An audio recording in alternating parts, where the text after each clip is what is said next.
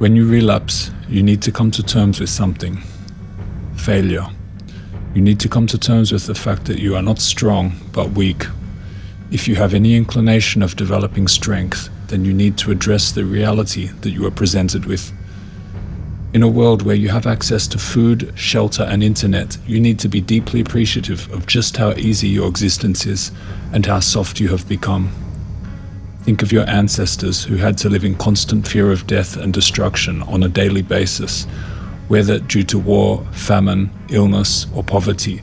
Losing loved ones was commonplace and frequent. Going without meals was the norm. You couldn't get down and out about such trivialities because you needed to work to get food on the table each day. Death was always staring you in the face. This perhaps made life all the more sweet. Except for the last few years, the overwhelming majority of human existence has been filled with suffering, violence, and death. Every time you find yourself stressing of a minor inconvenience in your modern life, think how lucky you are and how good you have it. Yes, tragedy still exists. Perhaps your parents died early. Well, they were alive long enough to create you. And how lucky that you outlived your parents, rather than them having to outlive you.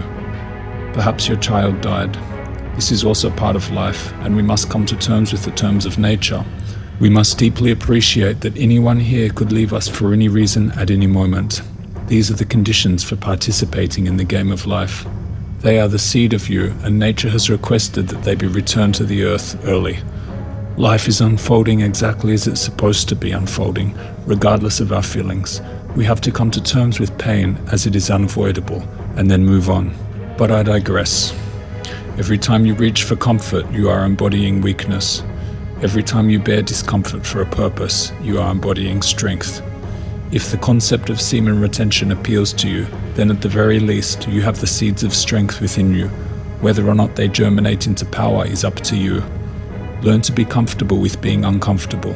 Embrace discomfort and restraint. Can you sleep at night without your pillow? Try it. Or sleep a night on the floor?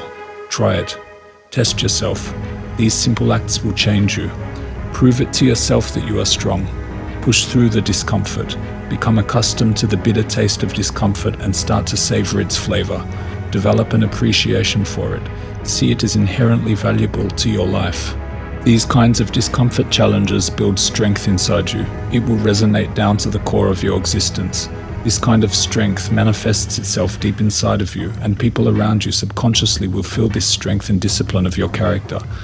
Start to understand that these inner changes you make in yourself have a ripple effect on the universe and begin to alter the reality around you.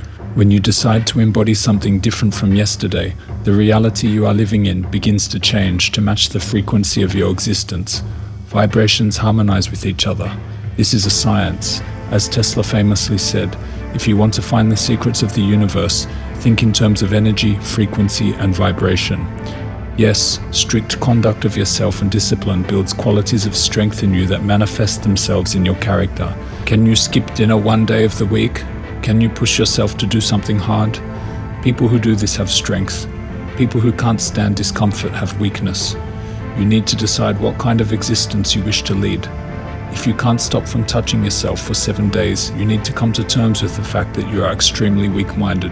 If you try but fail, then spend the rest of these 7 days contemplating your weakness and ask yourself if that's the kind of person you wish to embody. If it isn't and you wish to become strong, then you know what's next. Get back on the horse and try again without the option of failure. No more excuses. I had a tough day, so I'll give in is a weak excuse. Not even the terrible things I had to endure today will stop me from retaining. This is the way to think from now on. This is the philosophy of life we must abide by if we wish to become something of value. Are you listening to this?